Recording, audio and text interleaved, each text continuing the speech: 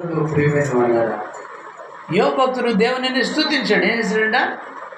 యెహోవా ఇచ్చిన యెహోవా ఆస్తి పోయింది, పిల్లలందరూ పోయారు, దేవునిని స్తుతించాడు. కాబట్టి మనం కూడా శ్రమలలో దేవునిని స్తుతించాలి. ఏం చేయాలంటే, ప్రభువా నీకే స్తోత్రమయ్యా అన్నారు. అది మనం ఏం చేస్తుంటే ఆ కష్టాన్ని బట్టి దేవుడిని దూషిస్తాం. ఏం దేవుళ్ళే, ఇంత చేసినా, ఇంత భక్తి చేసినా, ఇన్ని కానుకలు ఇచ్చినా, ఇంత మందిరానికి వెళ్ళినా, సద్భక్తి కలిగి ఉండి పాపానికి లోకానికి దూరంగా ఉండి నేను ఇంత చేసిన నాకు ఈ శ్రమలు తప్పట్లేదని మనం దేవుడిని దూషిస్తాం. కానీ దీనిని బట్టి నీకు స్తోత్రాలని చెప్పాలి. ఏం చేయాలంట? ప్రభా ఈ నొప్పిని బట్టి, ఈ సమస్యను బట్టి, కరువును బట్టి, ఖడ్గాన్ని బట్టి, మరణాన్ని బట్టి, వేదనను బట్టి, బాధలను బట్టి నీకే స్తోత్రం అని స్తుతులు చెల్లించాలి.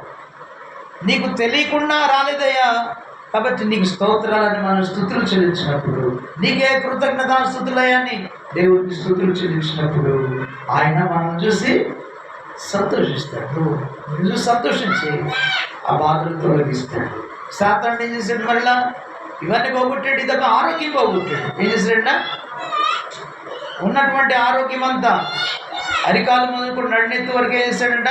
పచ్చి కురుపులు పెట్టాడు, జిల పెట్టాడు ఆ పుండ్లతో పాటు. అల్లాడిపోయాడు పాపం.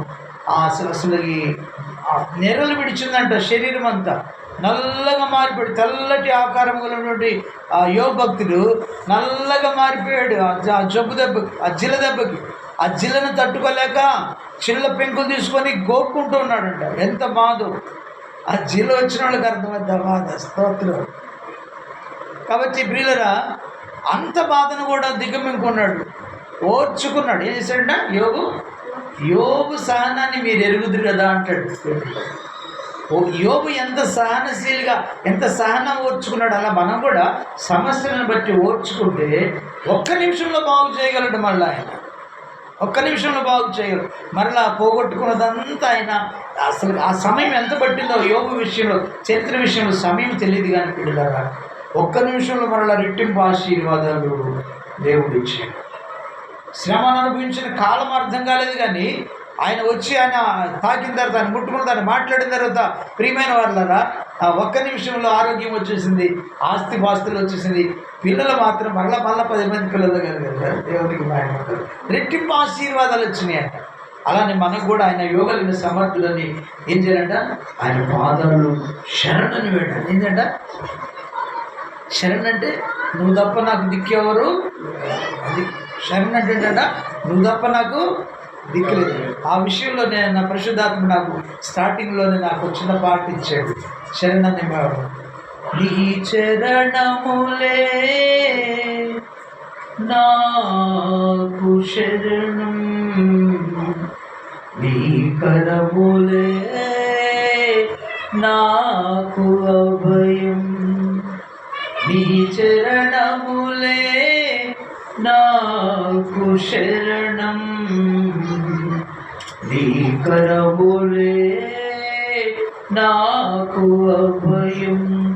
ఓ యేసయ్యా నీదు ప్రేమే నాకు మార్గం, నాకు జీవం, నాకు మార్గం, నాకు జీవం, నీ చరణములే నాకు శరణం.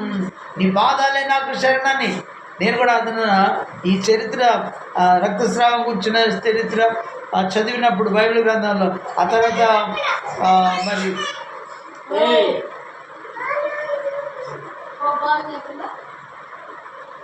మరి నడుము మోగిపోయినటువంటి స్త్రీని గురించి ఇవన్నీ చదివినప్పుడు ఆ పాటని అలా పరిశుద్ధాత్మ నాకు నడిపించాడు.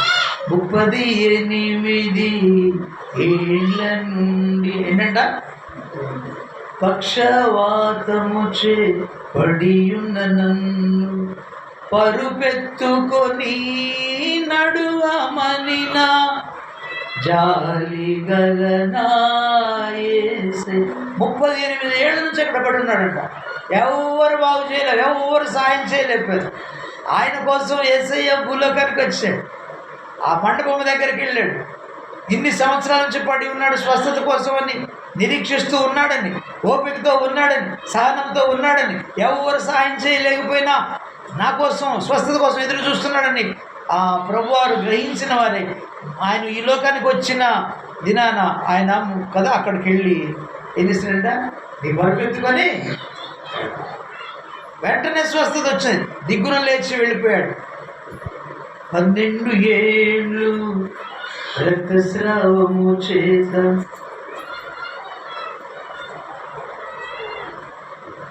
ఒక్క నిమిషం అవుదాం.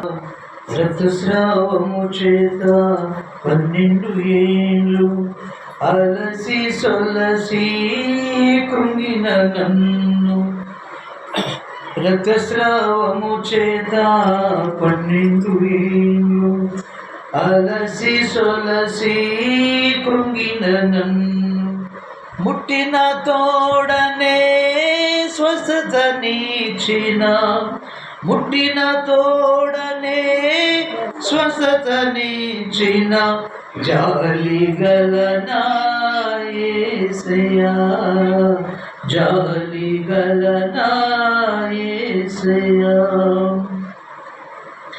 దెయ్యము వలన నడుము వంగిన స్త్రీని చూచి రమ్మని పిలిచి, దెయ్యము వలన నడుము వంగిన స్త్రీని చూచి రమ్మని పిలిచి, చేయి ఉంచగా చక్కగా నిలిపిన, చేయి ఉంచి చక్కగా నిలిపిన మహిమగల నా యేసయ్యా, మహిమగల నా యేసయ్యా.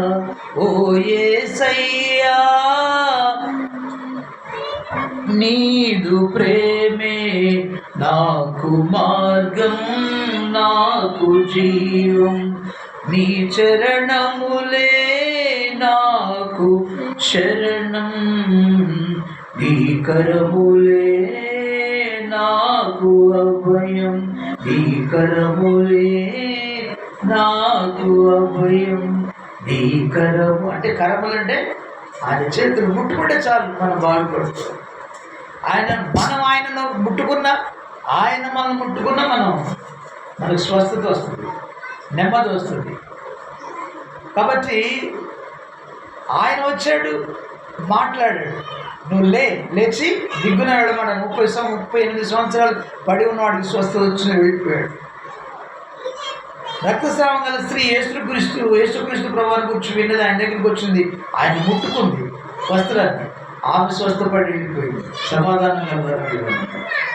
ఈ దెయ్యం చేత వంగిపోయిన ఈ స్త్రీ దాదాపుగా ఎన్నో సంవత్సరాలు బాధపడతా ఉంది. ఆమె కూడా 12 ఏళ్ళ నుంచి అనుకుంటా. ప్రియులరా, ఆయన వచ్చాడు, తాకాడు, దేవునికి స్తోత్రం, ముట్టుకున్నాడు, ఆ దయ్యము విడిచిపెట్టి వెళ్ళింది, స్వస్థతను అందుకుంది. కాబట్టి అనేకమైన ఆయన అలాగా భౌతికంగా ఉన్నప్పుడు అద్భుతాలు చేశాడు. ఈరోజు ఆత్మగా ఉన్నాడు. నువ్వు ఆయన వేడుకుంటే, ఆయన పాదాలు పట్టుకుంటే, నీవు లక్షల డబ్బులు పెట్టే కంటే ఆయన పాదాలు పట్టుకున్న అయ్యా అయ్యా అయ్యా అంటే ఆయన దయదలిస్తే ఒక్క నిమిషంలో నీతో వచ్చి మాట్లాడిన, కలలో నీకు కనిపించిన, నీతో మాట్లాడిన అద్భుతాలే, ఆశ్చర్యకారు. అయితే పాదాలు పట్టుకోవాలి. నాకెవరు లేరయ్యా, నాకు ధనం లేదయ్యా, నాకు బలం లేదయ్యా, జనం లేరయ్యా, నన్ను ఎవరేం చేయలేరయ్యా, డాక్టర్లు ఇవ్వలేకపోతున్నారు, ధనం కావాలి, నువ్వు సహాయం చేయమని కన్నీరు కాచి మంచాలు పట్టుకొని ఆయన అయ్యాడు. దేవుడు మాటిస్తాడు, ఖచ్చితంగా. ఆయన నమ్మదగిన దేవుడు. ఆయన నమ్ముకున్న వారిని ఇప్పుడు కూడా సిగ్గుపడనివ్వడంట. ఆయన నమ్ముకున్న వారు ఎవరు కలవరపడరంట, భయపడరు, కలవరపడే పని లేదంట. ఆయన నమ్ముకున్న వారు ఎవరు భయపడరని లేఖనాలు, సిగ్గుపడరని లేఖనం, కలవరపడరని లేఖనం, సియోను కొండలాగా ఉంటారంట. దేవునికి మహిమ కలుగుగాక. కాబట్టి మన ప్రభు అయిన యేసుక్రీస్తు ఎవరంట? నిన్ను స్వస్థపరిచేటువంటి వాడు ఎవరంట? కాబట్టి దావీదు కూడా, కీర్తనకారుడు కూడా సమస్యలు వచ్చినప్పుడు ఆయన పాదాలు పట్టుకుని శరణను వేడాడు. అయ్యా నన్ను సిగ్గుపడనివ్వు మాకు ప్రార్థన చేశాడు. ప్రియులరా, దావీదును అనేక సమస్యల నుంచి దేవుడు విడిపించాడు, శత్రువుల నుంచి విడిపించాడు, శత్రువుల నుంచి విడిపించాడు మన ప్రభు అయిన యేసుక్రీస్తు వారు. ఎన్ని బలహీన చేతుల నుంచి నన్ను రక్షించేవాడు. కీడు చేయవారి పట్టులోంచి, బలత్కారుల పట్టులోంచి విడిపించేటువంటి వాడు. ఎన్ని సమస్యల గురించి కీర్తనగాడు గానం చేస్తున్నాడో మనం విందామా? ఒకటి ఏంటంట, నీ నీతిని బట్టి. దేన్ని బట్టి? నీ నీతిని బట్టి నన్ను తప్పించాయని వేడుకోవాలి. నా మంచితనం, నా భక్తి కాదు, కానీ కేవలం నీ దయను బట్టి. ఆయన నీతిని బట్టి అంటే ఆయన నీ దయను బట్టే, నీ మంచితనాన్ని బట్టే, నీ ప్రేమను బట్టి, నీ శక్తిని బట్టే, నీ నీతిని బట్టి నన్ను తప్పించి నన్ను విడిపించాయి ఈ బాధ నుంచి, చెవికి నన్ను రక్షించాయి. ఇంకా అంటాడు, నాకు ఆశ్రయ దుర్గముగా ఉండయ్యా, ఉండుము, నా శైలము, నా దుర్గము నీవి, నీవు నన్ను రక్షింప నిశ్చయించున్నావు. భక్తిహీనుల చేతిలోంచి కదా, ఎవరంట? భక్తిహీనుల చేతిలోంచి, కీడు చేయి పట్టు వారి చేతిలోంచి, బలత్కారుని పట్టులోంచి నన్ను విడిపించాయా. 3 వర్గాలు. ఒకళ్ళు ఎవరంటే భక్తిహీనులు, రెండవది కీడు చేసేవాళ్ళు, ఆ తర్వాత బలత్కారుని చేతులు, బలత్కారులట, వాడి చేతిలోంచి నన్ను విడిపించమని దావీదు కీర్తనకారుడు గానం చేస్తున్నాడు. నిత్యము నిన్ను స్తుతిస్తున్నాను, నిత్యము నిన్ను స్తుతిగానం చేస్తున్నానని మాట్లాడుతూ ఉన్నాడు. ప్రియులారా, ఆశ్రయముగా నేను నాకు ఉండయని పాటలు పాడుతూ ఉన్నాడు. కాబట్టి దేవుడు అంట, నా ప్రాణం వరకు పొంచి ఉన్నవారు కూడి ఆలోచన ఏంటంట, ప్రాణం తీయాలని కూడా చూస్తున్నారంట. దుర్మార్గులు ఇప్పుడు ఎలాగా తయారయ్యారు, మనుషులను చంపాలని చూస్తున్నారు రకరకాల వాటి ద్వారా. వాటి నుంచి దావీదు వేడుకున్నప్పుడు, దావీదుని విడిపించినప్పుడు దేవుడు మనల్ని కూడా విడిపిస్తాడని మనం ప్రార్థన చేయాలి. ఆయన శరణను చూసి మనం ఏం చేయాలంట, దేవునికి ప్రార్థన చేసే బిడ్డలుగా ఉన్నప్పుడు, మొరపెట్టే బిడ్డలు ఆయన పాదాలు పట్టుకున్నప్పుడు తప్పకుండా ఆయన స్వస్థతలు అనుగ్రహిస్తాడు, జీవాన్ని అనుగ్రహిస్తాడు, నరకము తప్పిస్తాడు కదా. మన కోసం ప్రాణం ఇచ్చిన యేసయ్య మనల్ని విమోచించిన సమర్థులని మేము విశ్వాసం ఉంచి ఆయన శరణాన్ని వేడాలి. ఎందుకంటే ఆయన పాదాలు శరణాన్ని వేడంటే ఇంకా నాకు ఎవరు లేరయ్యా, నీవే నా దిక్కనే వేడుకోవాలి. యెహోషాపాతు రాజు కూడా అలానే ప్రార్థన చేశాడు. నీవే మా దిక్కయ్యా, మాకెవరు లేరు ప్రార్థన చేసినప్పుడు యుద్ధంలో వాటిని విడిపించాడు దేవుడు. కాబట్టి మన దేవుడు సమర్థుడు, వీటి నుంచి విడిపించగలడు.